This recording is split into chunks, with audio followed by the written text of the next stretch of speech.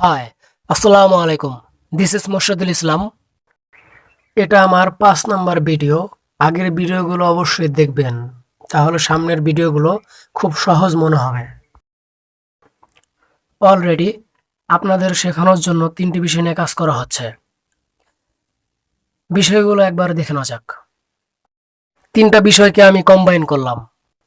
3টা বিষয় নিয়ে জীবনে আগানো সবচেয়ে বেশি বুদ্ধিমানের কাজ হবে। International language English, technology and business ideas. ভিডিওর শুরুতেই বলে দিচ্ছি আমরা কি কি বিষয় শিখতে যাচ্ছি।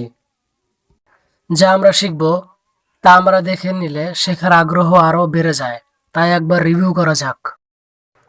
Multimeter, diode, resistor, variable resistor, transistor, transformer, MOSFET, relay, SCR, capacitor, chopper, generator, inductor, LDR, voltage regulator, diode, digital display IC, SMD component, business idea and circuit design.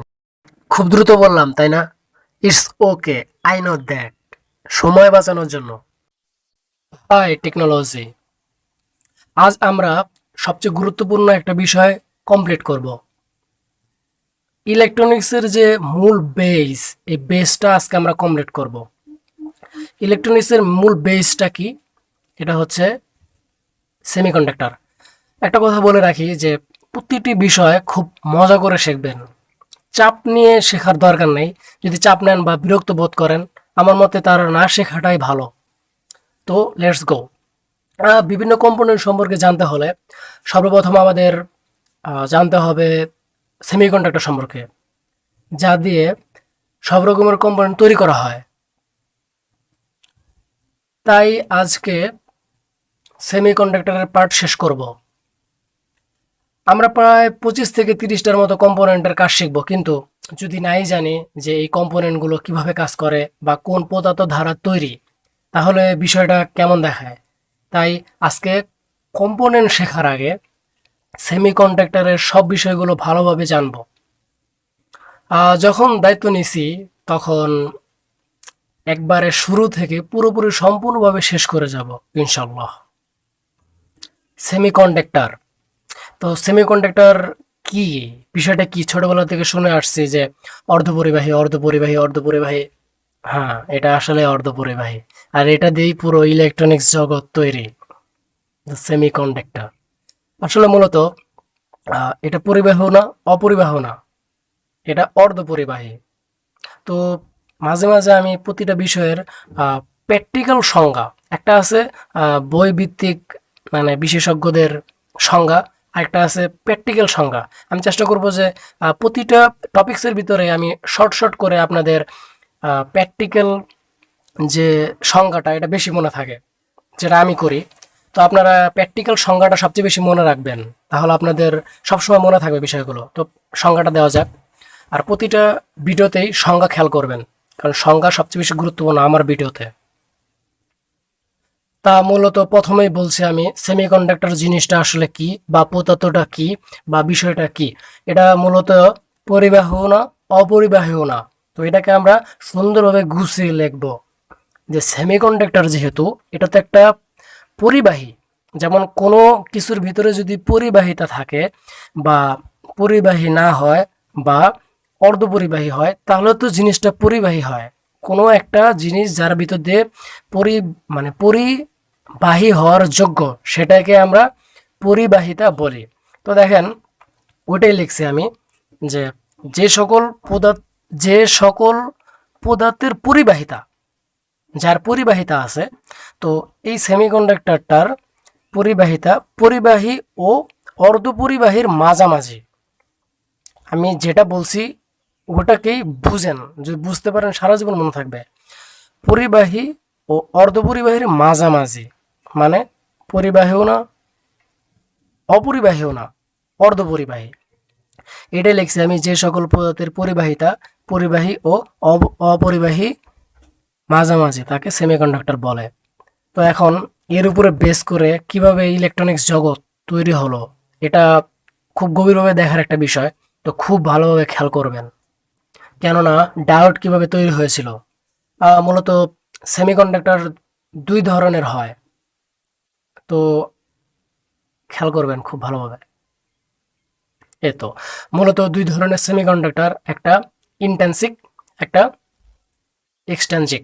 যাই হোক, তো ইন্টেন্সিক এটা হচ্ছে খাঁটি সেমিকন্ডাক্টর এবং এক্সট্রিনসিক এটা হচ্ছে ভেজাল সেমিকন্ডাক্টর। আমরা কিন্তু খুব দ্রুত কম্পোনেন্টের দিকে চলে যাচ্ছি, তো ভিডিওগুলো খুব ভালোভাবে খেয়াল করবেন। এখন সবচেয়ে গুরুত্বপূর্ণ বিষয় এখন থেকে শুরু।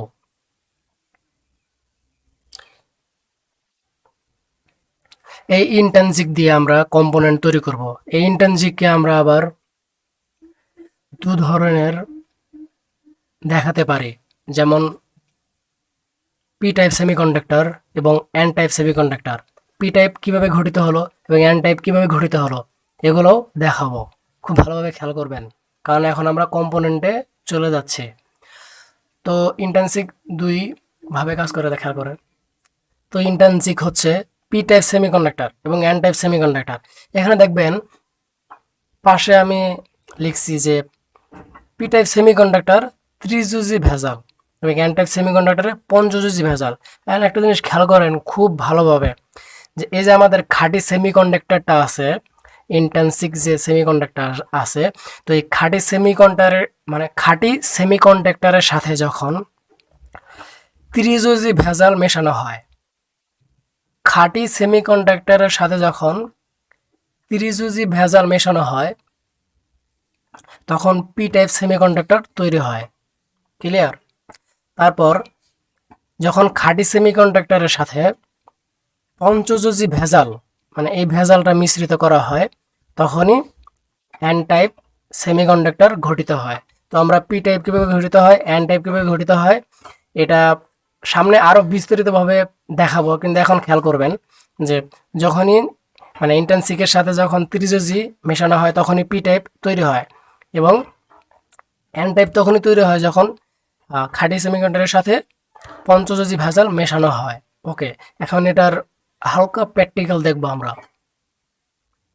এখন আমরা পি টাইপ সেমিকন্ডাক্টরটি আঁকবো। এই ভেজাল মিশ্রণের ফলে যে নতুন একটা পদার্থ তৈরি হলো সেটা হলো পি টাইপ সেমিকন্ডাক্টর।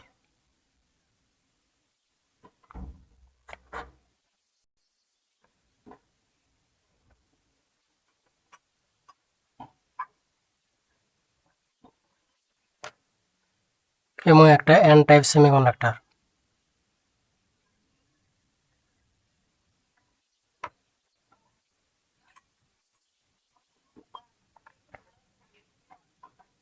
এখানে একটা জিনিস খেয়াল করবেন যে এখানে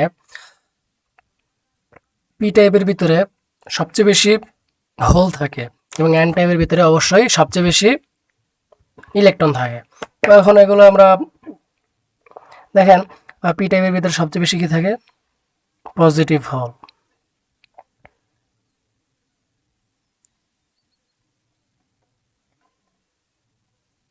আর কিছু কিছু পরিমাণের ইলেকট্রন থাকে, এগুলো মাইনরিটি ইলেকট্রন। যাই হোক, মেজরিটি মাইনরিটি নিয়ে আমরা অন্য একটা ভিডিওতে আলোচনা করব, যেহেতু এই ভিডিও অনেক বড় হয়ে যাবে।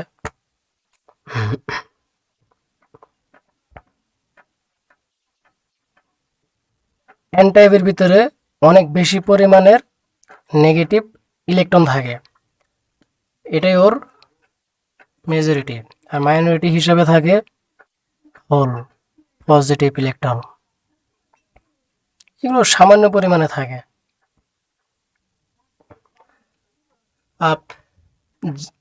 এখানে পি টাইপ সেমিকন্ডাক্টর এবং এন টাইপ সেমিকন্ডাক্টরের আমরা ঘটন প্রণালী নিয়ে আলোচনা করব পরবর্তী ভিডিওতে, কারণ এই ভিডিও অনেক বেশি লম্বা হয়ে গিয়েছে, কিছু করার নেই আমার।